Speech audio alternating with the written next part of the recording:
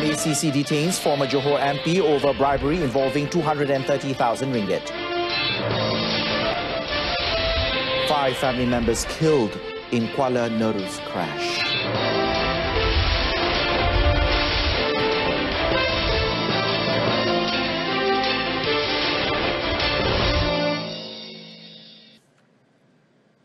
You're watching the evening edition of News on 2. I'm Adrian Seat. The Malaysia Anti-Corruption Commission, or MACC, today detained an ex-Johor Member of Parliament over allegations of receiving bribes amounting to 230,000 ringgit in exchange for a Felda-linked project. Now, according to a source, the former MP was arrested at the MACC's headquarters in Putrajaya at 12:40 p.m. The 56-year-old man, who previously sat on Felda's board of directors and carries the honorific title of Dato, is expected to be charged in Johor Bahru tomorrow. It is understood that the ex-MP abused his position in the agency to propose and approve the appointment of a printing company which he has interest in to print the Satu Suara newsletter from 2012 to 2015. Now, the project is believed to be valued at 30 million ringgit. In exchange, the ex-lawmaker is said to have allegedly received 50,000 ringgit in cash in 2013, as well as a plot of land in Kota Tinggi worth 180,000 ringgit the next year. MACC Deputy Commissioner of Operations Dato Sri Azam Baki confirmed the arrest.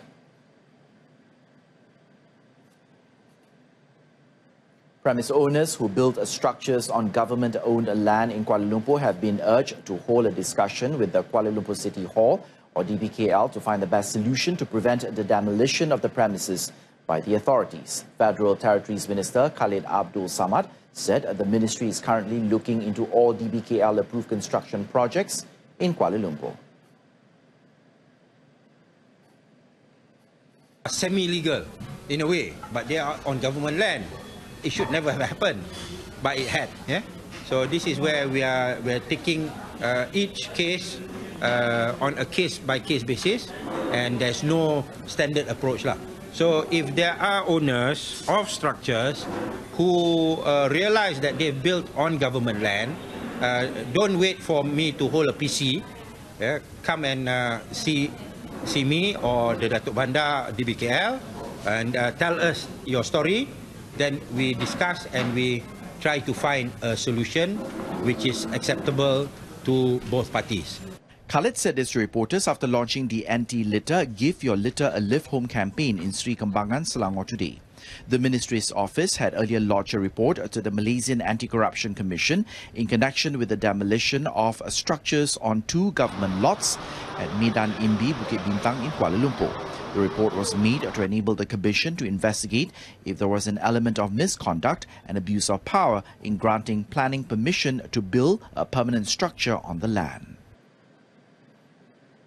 The list of candidates for the posts of Inspector General of Police, or IGP, and his deputy will be finalised soon. Minister of Home Affairs Tan Sri Muhyiddin Yassin today said a discussion with Prime Minister Tun Dr. Mahathir Mohamad would be made to select the candidates for the 2 most important posts in the national security body.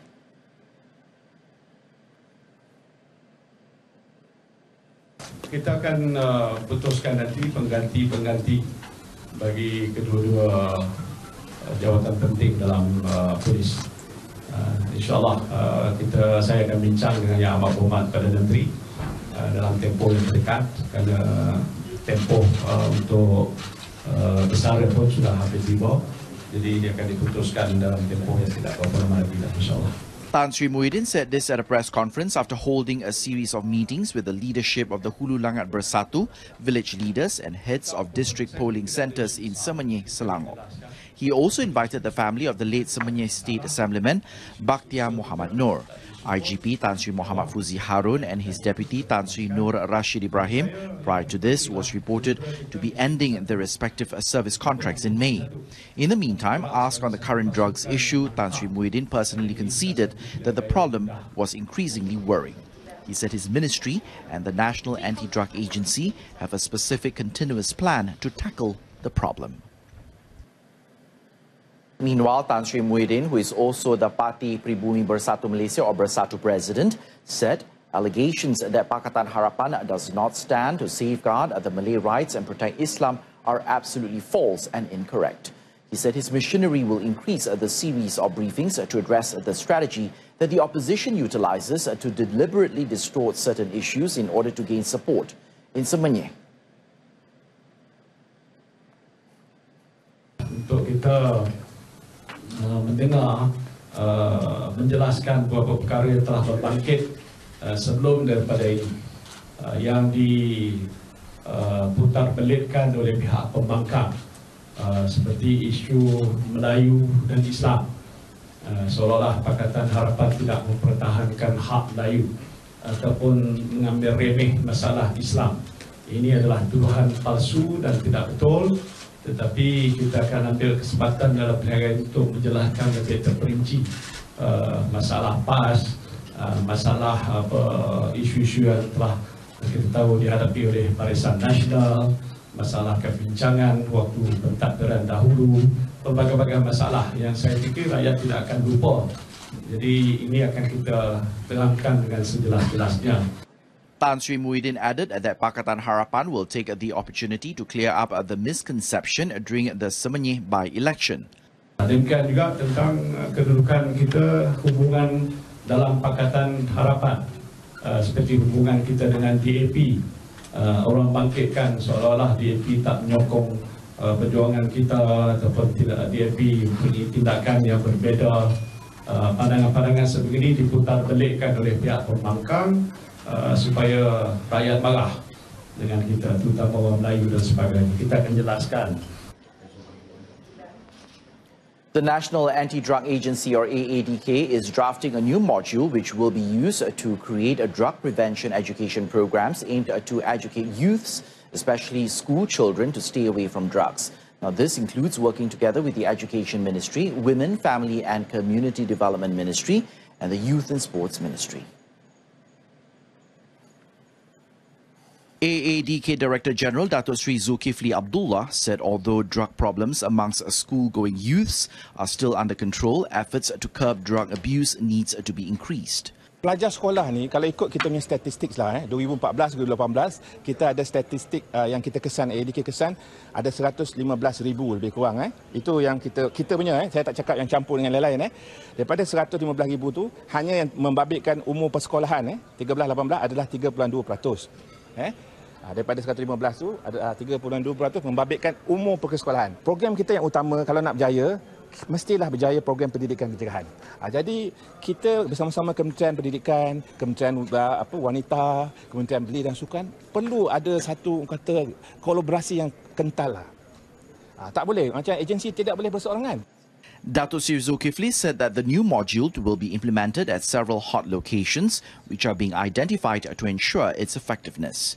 He said this when met by reporters at the East Coast Zone AADK Adventure Departure Ceremony at Kajang, Selangor. Now, the event is held in conjunction with the National Anti-Drug Month, which brings the ongoing message about the responsibilities and the role of the community in curbing and promoting the awareness of drug abuse in line with the theme of its response, Our Community is Our Responsibility. The Angkasa Foundation has allocated 12.6 million ringgit to fund the education loans for 1,000 students from the year 2000 to 2018. Now, the foundation, which is a subsidiary of the Malaysian National Cooperative Movement, or Angkasa, is responsible in providing loans for cooperative members and their children to pursue studies at public and private universities. Its president, Dato' Abdul Fattah Abdullah, said that the loan covers funding for full-time and part-time studies as well as distance learning for bachelor's degree, master's degree and the doctorate philosophy or PhD studies. Dah dapat beasiswa, dia wajib menjadi ahli mana-mana koperasi, termasuk koperasi siswa di universiti, kosiswa. Sebab sekarang ni di Pusat Pengajian Tinggi, kita ada koperasi kosiswa, dia mesti jadi ahli. Dan kalau boleh kita pun galakkan dia berperanan aktif lah, sebagai ahli yang aktif. Dato' Abdul Fattah said that the education loan will be changed into a scholarship should students achieve the highest grade. He said this at the Angkasa Foundation Financing Document Submission event held in Kelana Jaya, Selangor today. Malacca Chief Minister Adli Zahari has urged all civil servants, especially those serving in the state's local authorities, to plan a strategy and improve the quality of work in formulating the best tax revenue collection system. Now, he added that this is to ensure that a more holistic development approach can be used to propel growth in the state. Adli said that a taxation system that is more organized can help the state government to develop Malacca more efficiently.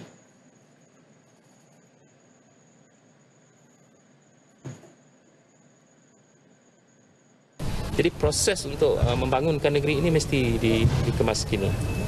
Tidak ada keputusan-keputusan yang tertangguh atau ditangguhkan dan sebagainya. Jadi ini di antara perkara-perkara yang kita harus berikan keutamaan. Dan saya yakin Melaka, pegawai penjawat awam sentiasa memberikan kerjasama terbaik kepada pentadbiran kerajaan negeri. Dan ini kita akan teruskan dari masa ke semasa. The Chief Minister said this at Sri Negeri in Aikro. In addition, Adli reiterated that a positive attitude needs to be inculcated amongst all civil servants so that they are more productive in terms of their work. Coming up, Selangor records highest number of chikungunya cases. That story right now.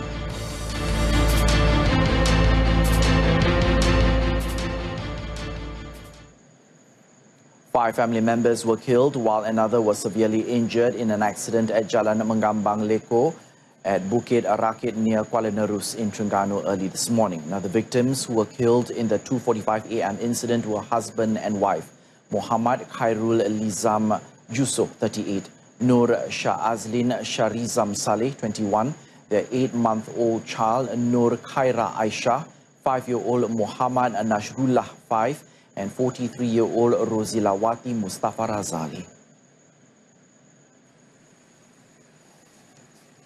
5-year-old child Muhammad Khairul Haziq Abdul Hadi, however, is reported to be severely injured and has been sent to the Sultanah Nur Zahira Hospital in Kuala Terengganu. It is believed that the victims, together with another vehicle, were on their way home to Kampung Durian Mas, Manir, Kuala Terengganu, after attending a wedding at Kota Baru in Kelantan. Now, the accident was believed to have happened when the car, which had 6 people in it, skidded and hit a tree across the street. 12 firemen rushed to the scene after receiving a call at 3:01 a.m.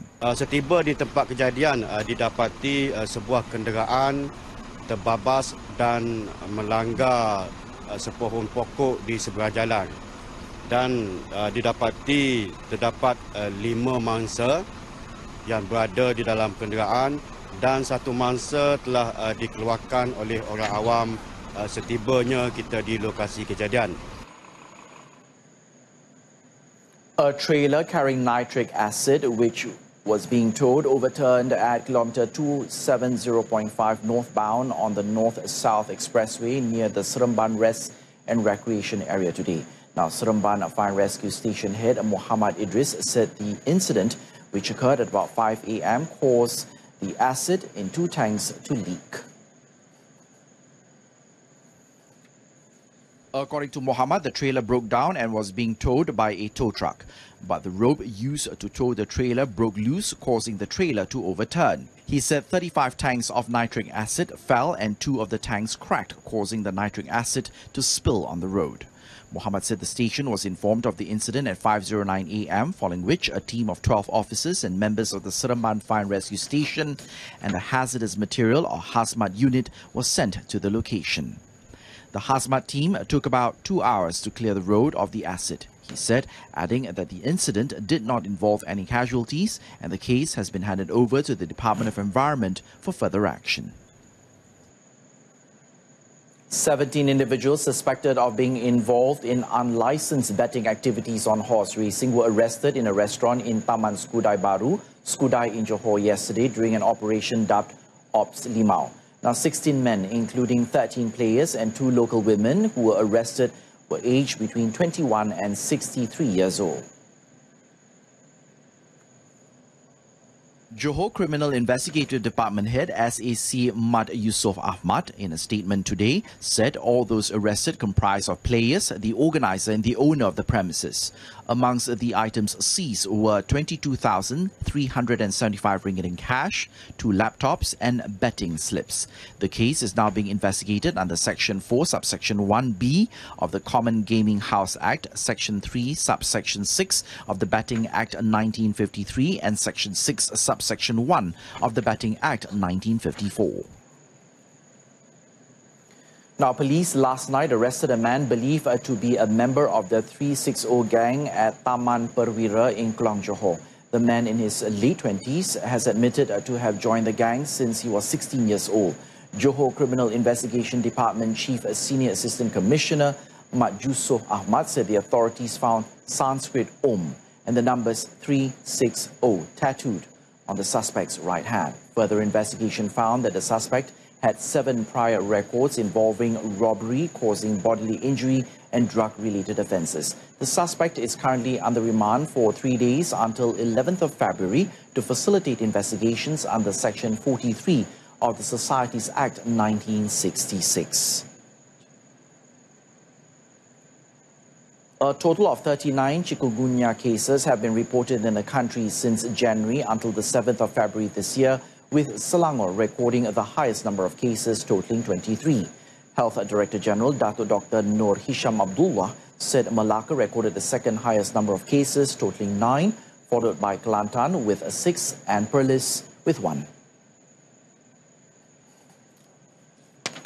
In a statement today, Dato Dr. Nur Hisham said preventive and control measures have been carried out after the chikungunya cases were reported on the 29th of January at Tanjung Sepat in Kuala Langat in Selangor.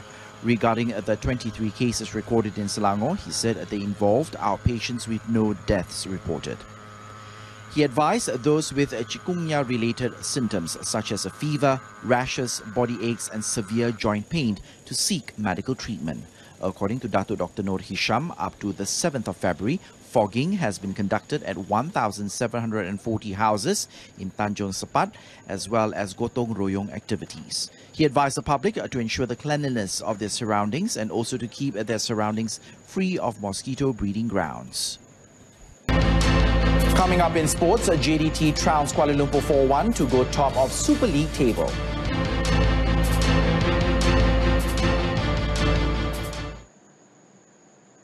On to sports. Super League defending champion Johor Darul Takzim, or JDT, seized back at the top position in the league from Pahang after defeating Kuala Lumpur 4-1 at the Stadium Tan Sri Hassan Yunus in Larkin last night. Now, the win saw the Southern Tiger squad collecting 6 points from 2 matches. The position is expected to change if Pahang were to beat Terengganu FC at the Stadium Darul Makmur in Kuantan tonight. The 5-time Super League winner took the lead deep in injury time in the first half when Argentina import Gonzalo Cabrera converted a penalty kick after Muhammad Safawi Rasid was brought down in the penalty box. Shafiq Ahmad then doubled his side's lead when he tapped the ball into the visitors' net in the 51st minute from a Corbin Ong cross to make it 2-0. Brazilian import Diogo Luis Santo then put the game beyond Kuala Lumpur's reach when he kicked the ball into the net from a corner kick in the 59th minute. Kuala Lumpur managed to pull a goal back when Dutch import Silvano Convalius' powerful shot in the 76th minute went into JDT's goal to make it 3-1. Muhammad Asrif Nazrul Haq then completed the scoreline when his shot beat Kuala Lumpur goalkeeper Muhammad Sharbini Alwi for a 4-1 win. Now, meanwhile, in Ipoh, what was supposed to be a great game of football turned out to be a disappointment at the Perak Stadium after 2018 Malaysia Cup champion Perak failed to capitalise on home ground advantage when they drew with Kedah 1-1. A stop-start second half marred an exciting first half due to a referee injury and both benches arguing about the fourth official's eligibility to officiate the match. Also, the referee was supposed to give 5 minutes of stoppage time but blew the whistle in the 93rd minute, which drew the ire of the head of coaches. In the first half, Perak drew first blood in the 17th minute when Brandon Gan trumped in a sumptuous half volley off a headed pass from Firdaus Sayyadi to give the boss Garus the lead. However, 4 minutes later, Kedah equalised. A moment of calamity from Perak goalkeeper Hafizul Hakim gifted Kedah an equaliser when Renan Alves capitalised on Hafizul's very save of a free kick in the 20th minute. In the second half, Perak brought on winger J. Parthiban to add some bite to Perak's attack, but for all of their possession, they could not create any chances. And that item concludes this evening's edition of News on 2. In our top story, MACC detains former Johor MP over alleged Felda-linked bribe. Join us again at 12:30 tomorrow afternoon for more news updates. I'm Adrian Seat. Stay tuned to TV2. Have a pleasant evening.